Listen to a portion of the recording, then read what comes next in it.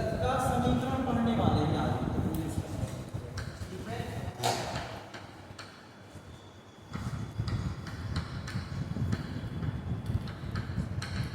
Equation of वाले हैं equation of circular. कई कंडीशंस हैं। तो पहली कंडीशन क्या है, जब वृत्त का केंद्र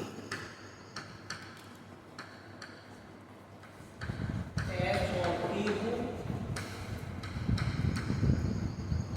तथा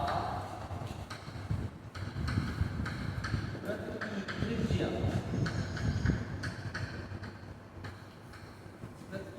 क्या हो R।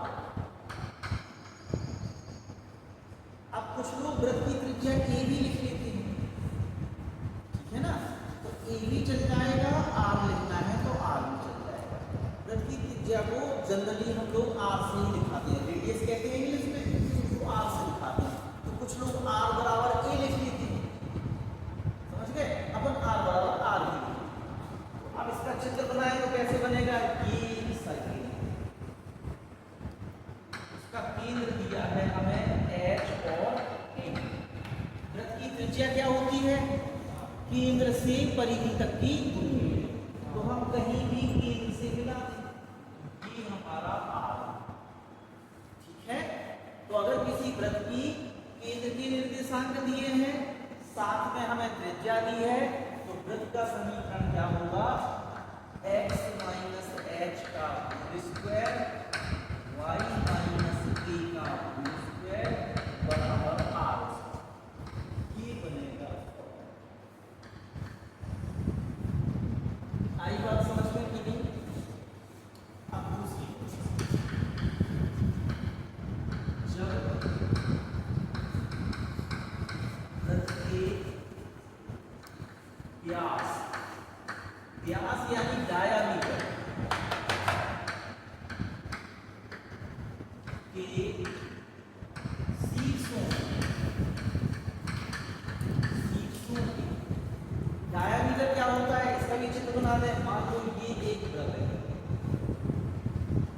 ये केंद्र है, तो किसी वृत्त की सबसे बड़ी जीवा जो केंद्र से होकर जाती है।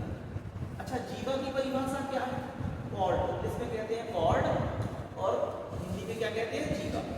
जीवा क्या है,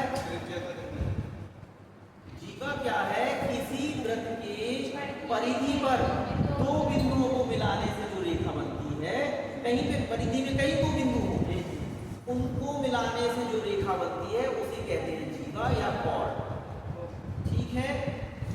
लेकिन सबसे बड़ी कॉर्ड, सबसे बड़ी जीवा जो कि केंद्र से होकर जाती है, उसे व्यास कहेंगे।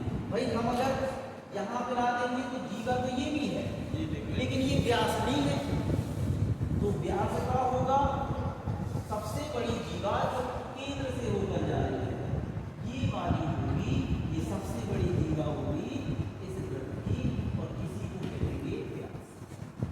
तो हमने लिखा कि किसी वृत्त के व्यास के शीर्षों के निर्देशांक, यानी इस सिरे के निर्देशांक और इस सिरे के निर्देशांक। मान लो यहाँ की निर्देशांक क्या है, x1 y1, और यहाँ की निर्देशांक क्या है, x2 ठीक है।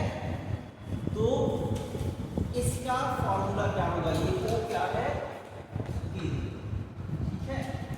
तो शीर्षों के निर्देशांक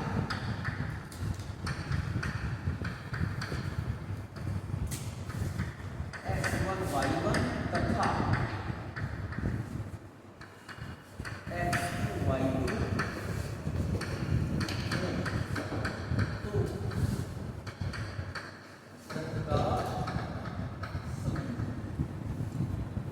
समीकरण क्या होगा, x माइनस x1 और x minus x2 plus y minus y1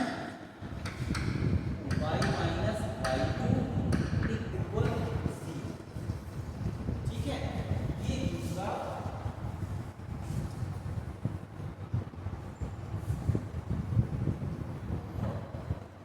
कौन सा, तीसरा फॉर्मूला।